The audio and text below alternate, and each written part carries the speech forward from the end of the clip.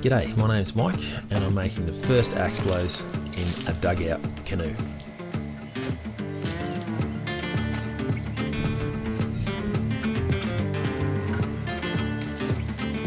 So this log had just been dropped off in my backyard.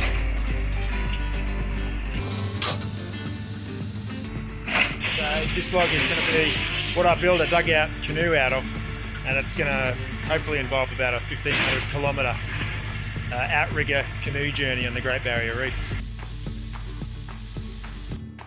It had come from a tree that was cut down in the city of Newcastle in New South Wales, Australia, because they get too big and they can topple over and land on people or houses, and so they have to be removed for safety reasons. And I was searching for a log all up and down the east coast of Australia, and with at least a 90 centimetre diameter and 5 metre length.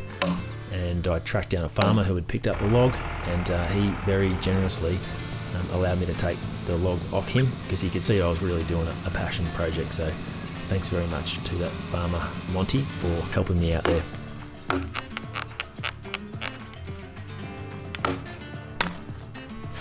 So I've never built a dugout canoe before. I made a small one about 1.5 meters just to see how things might crack and what the problems might be, and that was a very useful process. But this is the first time making a full canoe, and I'm not following any plans. The general concept behind why I'm building this is to place myself in the historic situation of a shipwreck survivor in the Great Barrier Reef, and he had certain tools that he could have made a canoe from. So the survivor's name is James Morrill. He wrecked outside the Great Barrier Reef, built a raft from the wreckage, came ashore and assimilated into Aboriginal society. This is back in 1846, so a long time ago. Now he stayed with Aboriginal people, but I want to see if I could get to a well-established rescue haven back then, up on the tip of Cape York. So that's the goal of my expedition, is to use the same tools he had, build a dugout canoe and sail at 1,500 kilometres up the Great Barrier Reef to a rescue haven on Cape York. There's so many different parts to this story that I will make other videos which describe it all in detail.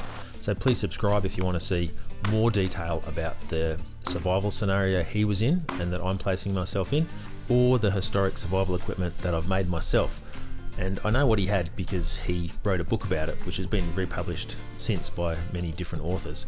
And so I've basically created that list of what he had, and that's what I'll be taking with me on my journey. Plus the journey itself is going to be about 3 months of living off the land and sea from this canoe through epic scenery, Great Barrier Reef, the mountains and jungles and swamps of Cape York. So it's going to be an epic journey, and I will upload clips of the whole thing when I get back. So that's why I'm using hand tools predominantly. So the first time I do a step of anything, I use just hand tools only, just to show that I can do it with only hand tools. And then for other repeat tasks, I'll use power tools to speed things up, like chainsaw and a couple of other electric tools. Otherwise this thing would take me forever. And basically I'm still not finished, and I've been building this thing for a year, okay? So, you know, it's pretty hard work, and if I didn't use power tools at all, I reckon it would probably take me 2 to 3 years to make. So here I've busted a tool, that's an adze, it's a shipbuilding tool of the day. Broke a handle, and if he'd busted a handle he would have had to build one out of the bush, so I just chopped one out of a casuarina tree in my backyard. Worked really good. It's still on the adze and I'm quite happy with it. I'm filming this with a drone as well to just get better angles, and I've also got another piece of camera equipment that can do moving shots, which I'll talk about a little bit later.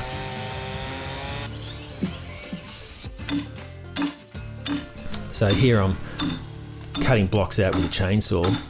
You can't obviously get the chainsaw in for that bottom bit, so you have to bang in old axe heads as chocks and break out clumps like that, but it certainly does speed up the process. It's a beautiful colour of wood, this Norfolk pine. There's that blue tinge that goes through it. It's like a bit of a fungus, but it doesn't really affect the strength. It just creates a little bit of a stain.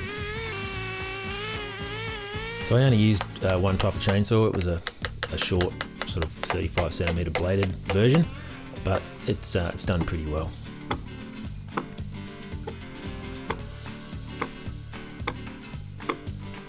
it certainly keeps you fit doing a project like this.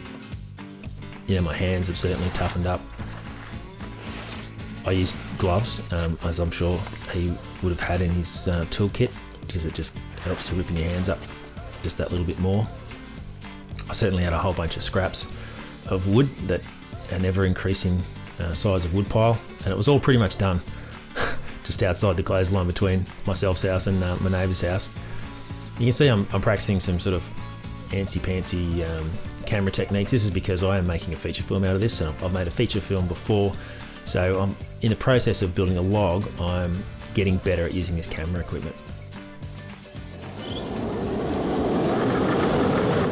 So I didn't use any plans, so really I'm not using measurements for anything. I just want to keep it symmetrical. So canoes have curves in them, and so I thought, well, if I just use bamboo, cut it to the right shape, and have a couple of pieces that are bending in similar ways, I can use that to trace out the curve of the canoe. And it's a kind of technique you can use anywhere without having any tools. So here I'm just making up a unit of measure with my fingers, and as long as I keep that unit of measure uniform throughout the log, it should be roughly symmetrical. And to be honest, if it isn't that symmetrical, these things don't really matter. You know, these days we get too bound up in, oh, if it's not perfect, it's not going to work. You know, I think this log will hopefully, can't count my chickens yet, but I'm hoping it's going to sail well enough, and I don't think any little minor errors are going to matter that much. So this is obviously a combination of power tools and hand tools, which works quite well because chainsaws don't like operating in this kind of territory, and with a chainsaw it's very easy to make a mistake that's unrecoverable. But when you're using hand tools for certain stuff, it's more forgiving. If you start make a mistake, you can see it happening and stop what you're doing.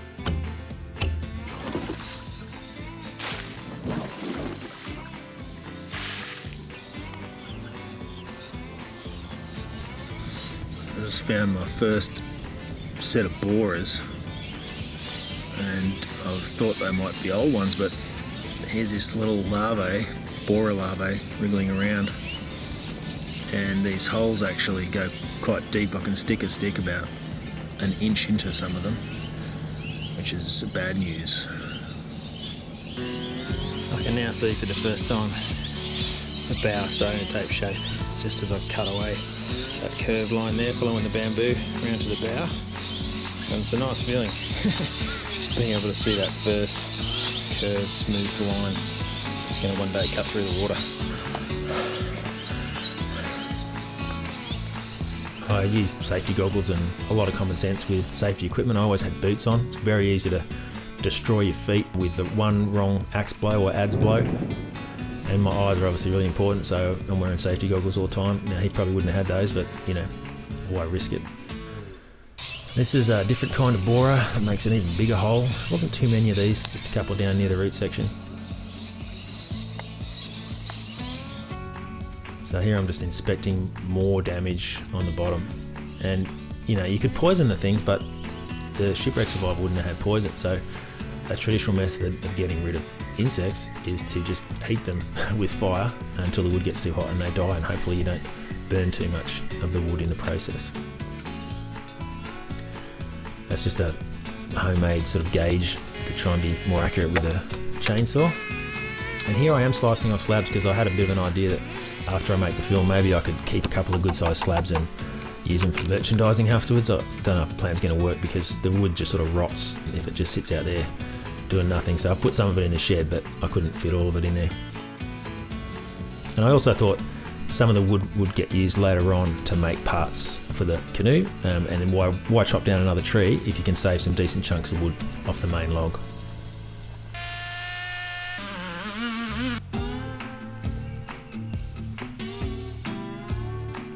So this is a full-time project. I was working on this, you know, to be honest, 7 days a week. I did try to minimise time on weekends when the kids are off school, and obviously I got delayed by weather because it's not very efficient trying to film in bad weather.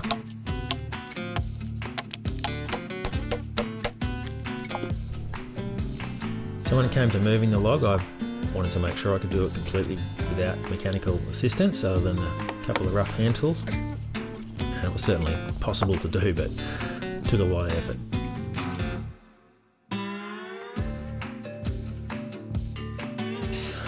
So I've just flipped over the canoe for the first time, and there's borer holes everywhere, and it's a bit of a worry because I don't know how deep they go. I'm hoping no more than like an inch or two, but if they've gone deeper than that, I'm really going to start losing a lot of depth to my canoe, and depth is safety because that's how much freeboard I have from the ocean coming over the side into the canoe.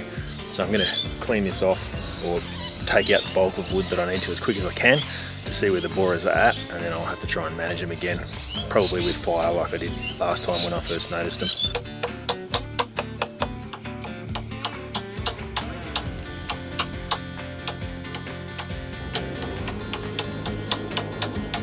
I probably will make another video to describe in more detail all the steps that I made for those that are really interested in it, but this is just for a general audience that wants a quicker overview of what I was doing.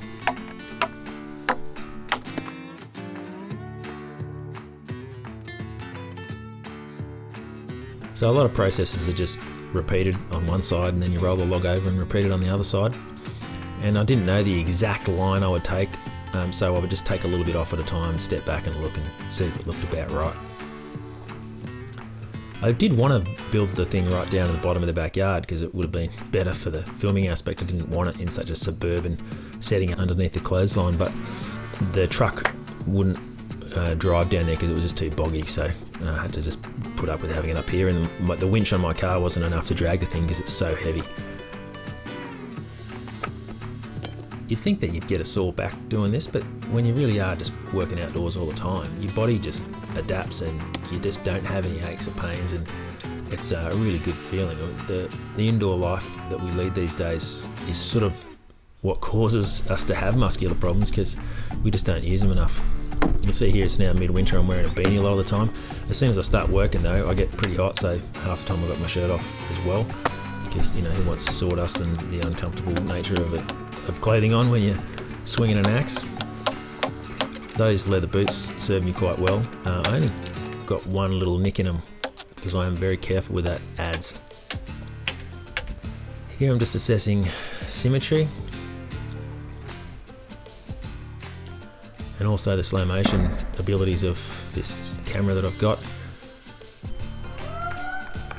Those birds you can hear in the background, just the voice is slowed down, so that's why they sound like prehistoric dinosaurs or some crazy beast. The birds are really quite loud in the winter. I'd never noticed how loud they were until I had the audio back. That kookaburra is helping out a little bit, eating borers and insects off the canoe. He's chopping out more borer holes, and that's one of the borers when they change life phase into a beetle, and then the ants started to help out. And because I'm going to be living completely off the land and the sea for this expedition, I try to keep in contact with hunter-gathering techniques. So this is just some lobsters and abalone that I was catching on one weekend when taking a break from work, as I call it.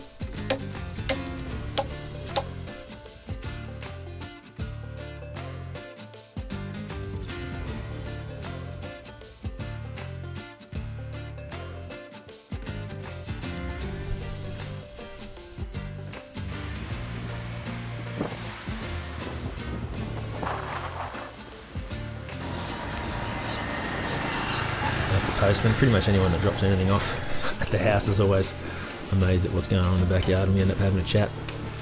I'm actually flying that drone, believe it or not, on an autopilot mode there, just basically showing how much crazy camera gear there is, and it really does slow things down probably about 1/3 by doing a fairly high quality level of filming, but it's part of the process, and there's certainly a satisfaction that you get from getting a good shot.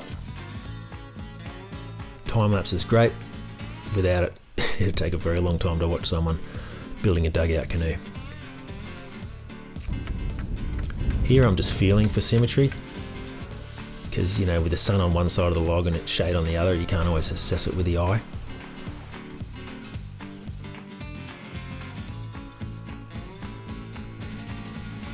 I've spoken to old timers about what tools they would have had, and they reckon they would have had a lot more than what I used, but because I didn't know what he had, I've really tried to minimise it to just axe and adze, and a small bowl adze as well.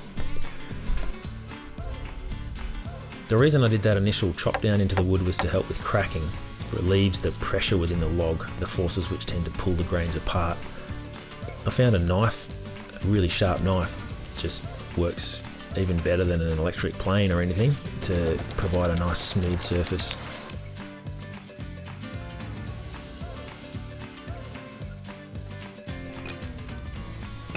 Bit of a string there as a guideline.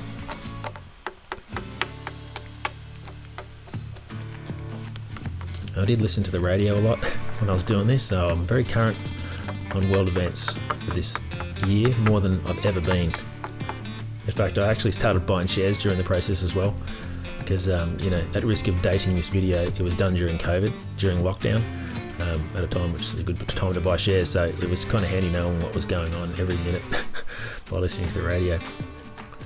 So I want to double Outriggers for this canoe, and I would have preferred to use a native wood that you get in Northern Australia called a bombax, but didn't have access to it. So I used an introduced species, which is good because I don't want to be cutting down native species where I can, and it's got similar properties. It's nice and light.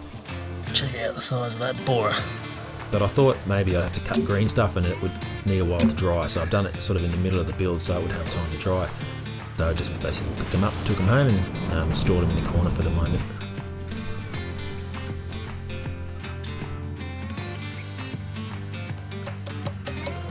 It's difficult to chop the really back corner of the canoe without chopping your toes off because you're standing where you're cutting, so I've just made a little stand here. That's my dog. We actually bought a dog. We've got one from the RSPCA, which is kind of like the Pound.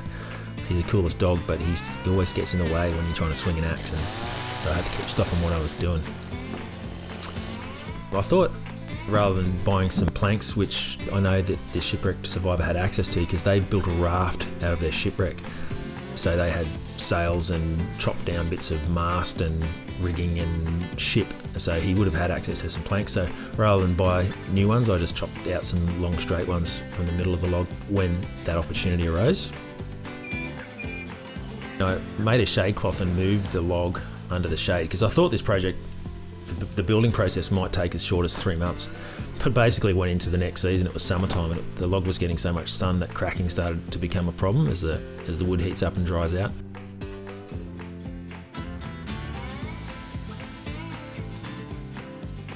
While I was working on the log, my neighbour interrupted me and asked me to come and get rid of a snake that was just living in the steps near their pool. So I went and grabbed this little dude. He's a green tree snake, harmless, and he just comes out and suns himself, and the kids get a bit freaked out, obviously. You can hear a jet going over there in the background. That's why I have this house here, because I was flying planes for the Air Force and thought, yeah, this is a beautiful part of the country, and I might as well buy a house here and settle down. So I'm retired now, but yeah, that's why I'm living where I am. So that's why there's constant jet noise, especially during the week. Looks like smoked salmon to me. Beautiful and soft, and almost cuts like butter.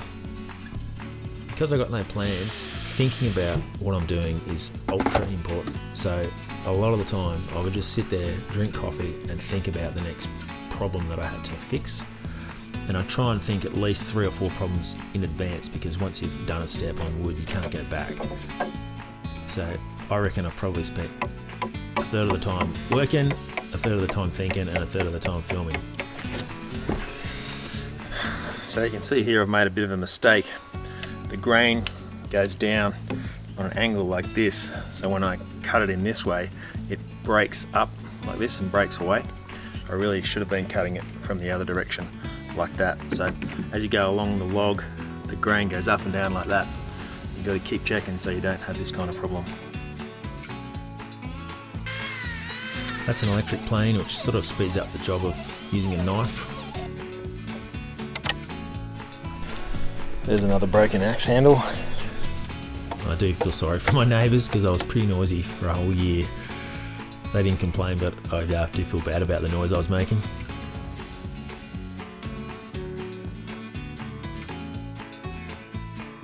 And it was nice having my mate there. He always was keen for a cuddle and a chat. He's a cool doggy.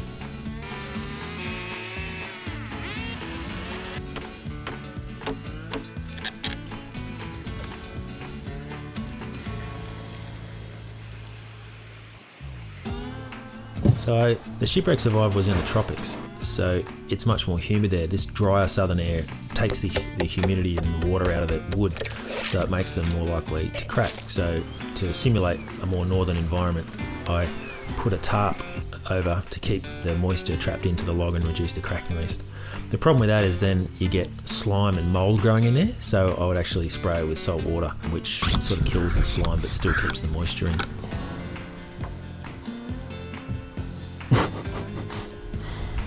That's a bowl lad, so it's like a little scoop, and it's used for making bowls and also scooping out canoes. I decided to keep a finger width of thick wood around the top to allow me to attach things to the top surface, which I think has been a good decision. I haven't seen that in any other canoe design, but once again, I'm not following others' designs. I just do what I think is going to be most suitable to sail in the dry season tropics in Australia inside the barrier reef. It needs to be able to handle some very choppy, short, sharp seas, be able to track through the water nicely so that the hull shape is fairly deep and cutting into the water to reduce the side slip through the water when you're sailing.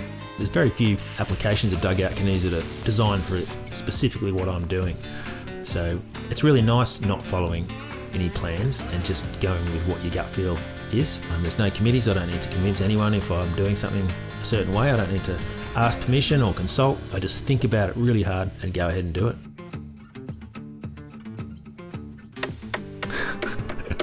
Ollie would always dig holes in the kind of place where I'd step out of the canoe and twist my ankle. So it's pretty frustrating at times, and he loves chewing the wood too. Thank you for waiting. Please continue to hold, and one of our team members will be with you shortly.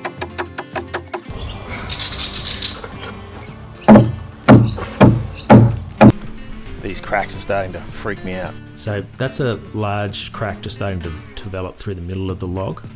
I was anticipating this, but this really started to worry me because once it starts, it doesn't stop.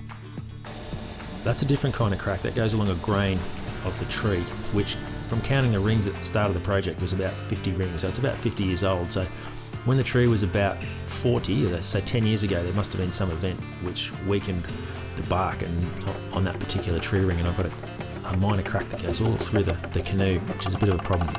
Anyway, the salt water and the tarp seems to have solved that process, and once again, I didn't read about that, it's just something I came up with, and I'm very glad that it worked. I've become quite proficient at sharpening tools. It's a skill I always wanted to be good at, but doing it every day, several times a day for a year, you get pretty good. This is the app that controls my robotic camera. It's a heavy, expensive rig, but it just gives you, a quality of film which is you just cannot get any other way, and particularly because I'm solo doing this expedition, I want to be able to have some good shots. I'm always thinking about how I'm going to waterproof my camera gear for the trip, so I test my gear out in the pool, I test out the time-lapse functions on my camera, all these things, everything when you go on an expedition, you've got to be practiced about what you're doing. So that process continued throughout the build. Certainly nice now that the canoe's lighter to be able to move it more easily by hand. I also wanted to prove that I could make ropes and other materials for the log out of natural materials as well. So this is a trick I learned from Aboriginal people up in Northern Australia, and they make rope out of hibiscus tree, and they also use it from dugout canoes for hunting dugongs. It's a very strong rope, and it's strong enough that I reckon it's probably got about a 300 kilo breaking strain.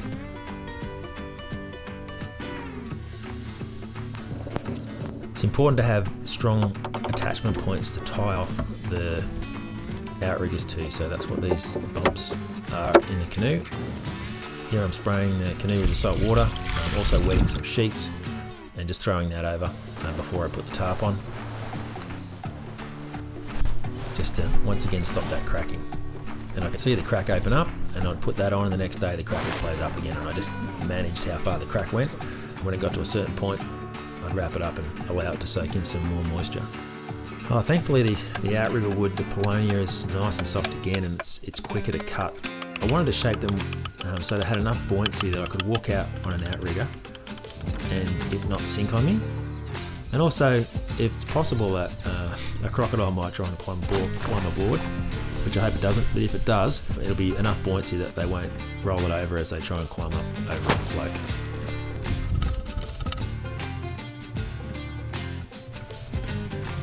just finishing off the next one a bit more quickly with a chainsaw. And then mounting the things. A lot of thought went into that as well. It needs to be strong and needs to be able to be fixable out when I'm on my expedition. So I found for the shaving on the inside, sometimes the axe was better than a knife, and it gives your hands a rest from always holding one tool a particular way. It is very hard work, and you get pretty hot, sweaty and tired, but it's not the end of the world. A chisel is great for that really fine stuff. Here I'm making a bed for the outrigger logs to sit on.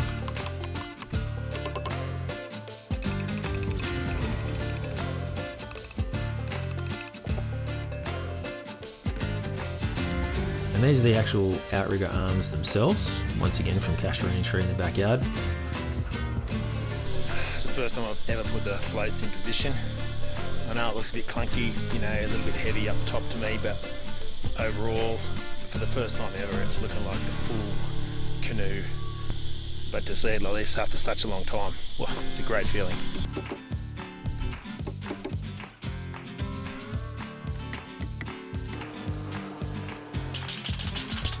I needed to be able to move the canoe, so I took my boat off the trailer and adjusted it all, and was surprised by, it took a few hours to do this, but I managed to get it on there, and I was also able to push it by myself around to the pool for the first float test. It's floating, which is awesome. And you can see some water leaking in there, which I expected. There's one little crack at the back. These ones here are some borer holes, which I knew went all the way through because I could see them on both sides of the log. I can see how high it sits in the water, and that'll tell me what height to put the outriggers.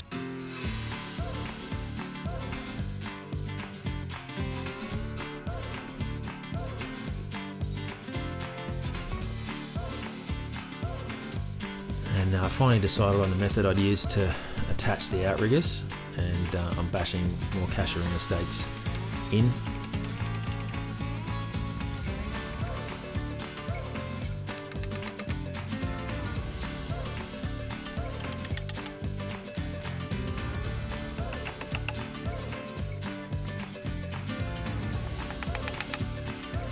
And these little pins just prevent them pulling out, hopefully. And then it was time to go and float them on the ocean, somewhere sheltered, just to see how the outriggers would go. It's taken me an hour and 40 minutes to rope it all up. The outrigger level's pretty good. Leaks are pretty much fixed from the other day. I've put a bit of wax in the holes.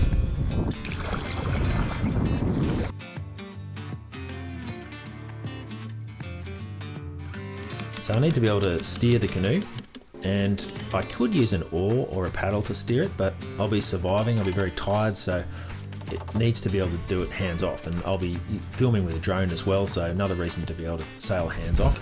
So a sturdy rudder that is flexible, can be steered with minimal effort is essential. And I also want to be able to hit shallow water or a reef and have the rudder swing up out of the way, and then be able to reset it again without the whole shebang breaking. So my shipwreck survivor was on an old ship, a little bit like this one, a bit smaller. This one's maintained by the Sydney Heritage Fleet, and they very generously gave me this scrap of canvas from their ship, and this is what I'm going to use to make my sail. Sally was very kind in also giving me some impromptu lessons on how to sew in the old traditional way. You have the line, your rope between you and the sail, and you go around a strand and into the canvas as straight as you can, unless for some reason you want to take up more canvas or take up less. And sorry, what's that? A roping palm. Yep. And it's called a roping palm because it has this thicker part around your thumb, and you can actually put the twine around it and give it a good pull. Ah, right. So the sail is pretty old and tattered, and I had to spend a lot of time fixing it up just from the whole holes that were in it. And you can see from the previous patches it's had a pretty rough life, this bit of canvas. I'm using natural fibre thread, hemp thread for everything, and using proper sailing needles like they used to use back in the day. and shaped some spars to make triangular sails. So I didn't want a fixed mast because I want to be able to collapse the whole rig down really quickly in an emergency, and also when I need to land my drone. So this technique or this style of sail is a little bit harder, particularly for a single-hander, to manage, but I think those reasons are going to make that effort worthwhile, or I hope it will.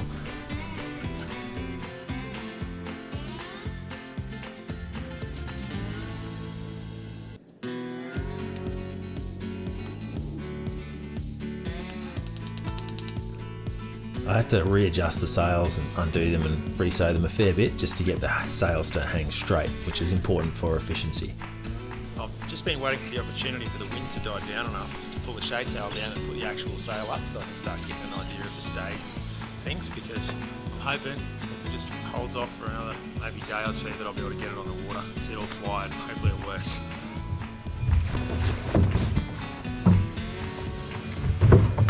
Yeah, it's pretty disheartening and annoying when it all falls over like that, but the sail is very heavy.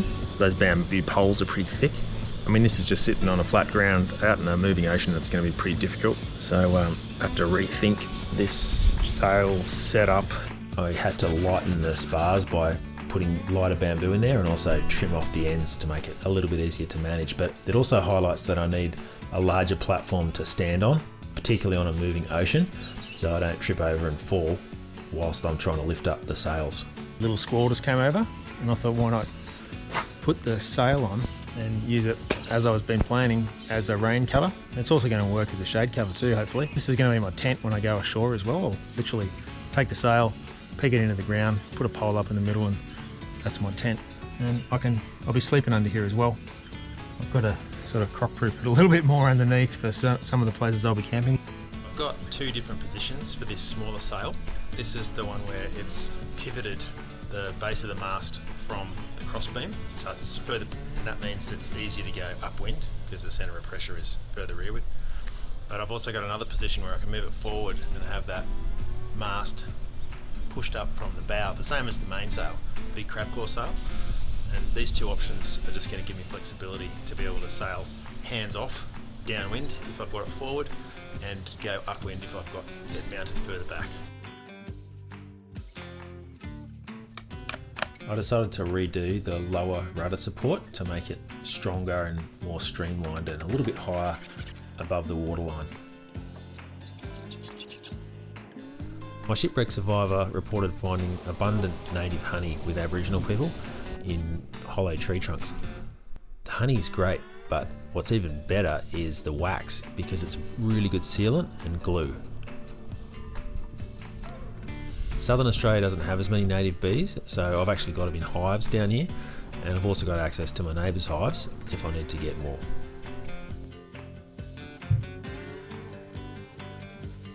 Just chewing up the wax and the propolis to fix the leak. Quite a few bees in this one. I'll probably mix this stuff up with some grass as well to make it a little bit stronger.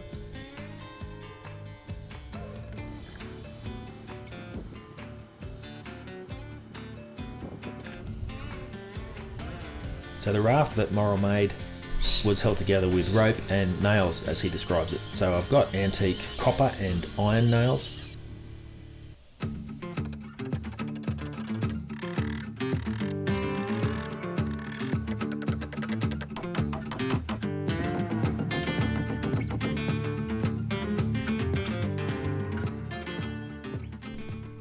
I keep finding myself in need of a drill, and this is the kind of drill you can make in the bush. So just placing a metal nail as a drill bit in a spindle and spinning it with a bow works quite effectively. I use it in particular when I need to drill a hole in the end of some timber so it doesn't split when I drive the nail in. Other times I'm just needing to drill holes to lace string through and various little things like that. I'm regularly going to be sailing on short, choppy seas, and that's going to throw the bow and the stern into some rather nasty waves. I wasn't able to bend the timbers easily enough around the bow as a straight timber, so I chopped lots of little lines in it which made it easier to bend. Building it up will just mean a bit less water comes overboard, and it'll allow me to store my anchor ropes and stuff a bit easier on the bow without them falling off into the sea.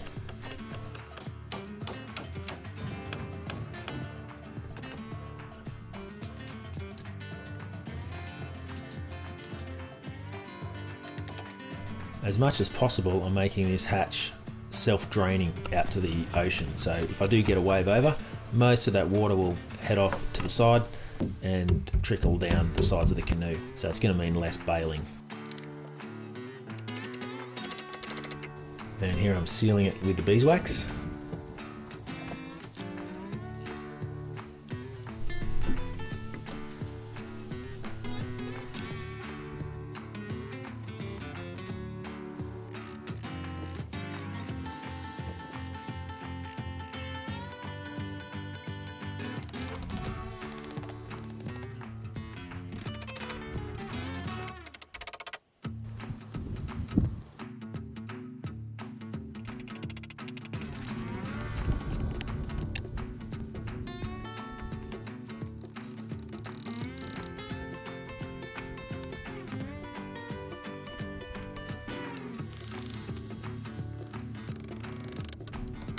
Same theory up the back here. I'm just making it so if water comes over the back, and I'll be storing anchor rope on this top section here, and it'll be wet and it will be trickling out water for the first half an hour after I pull the anchor in. So this will create a channel for that water to drain out of the rope and down the sides.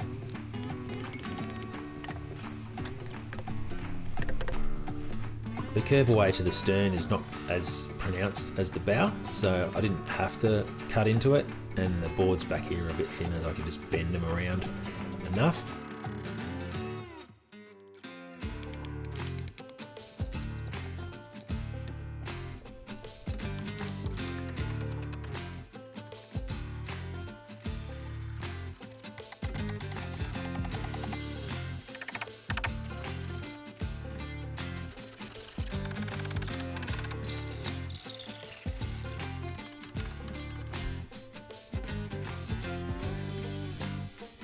This stake through the nose will act as something that I can push and pull the canoe from, getting it on and off the beach, and also as a tie-off point for anchoring. When the gaps are a bit big to just stuff beeswax into, I'd cork it with the breakdown of natural fibre rope, and then I'd wax over the top.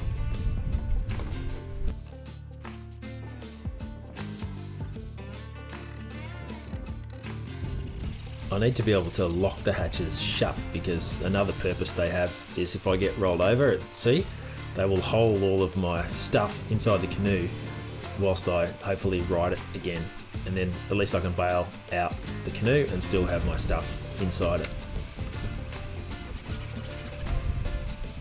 There's two hatches, a big one at the front and a small one at the back.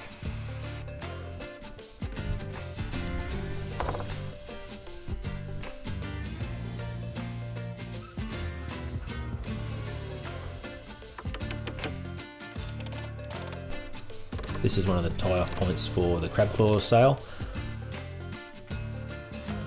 I thought I'd trial a bamboo raft that also acts as a platform that I can put equipment on, but it's very heavy and I'm not sure if I'll actually use it on the expedition because it just weighs about 50 kilos.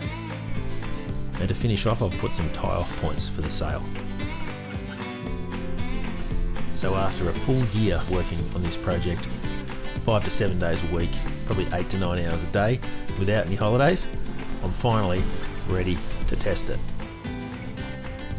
So to watch the test sail and all of the other videos in this series on the Great Barrier Reef, please subscribe. It's going to be a pretty crazy adventure really. I've really, in some ways, bitten off more than I can chew, but when you do put yourself out there, that's when really the most exciting things in life happen. So I really hope you can come with me on the journey, because it's going to be a big one.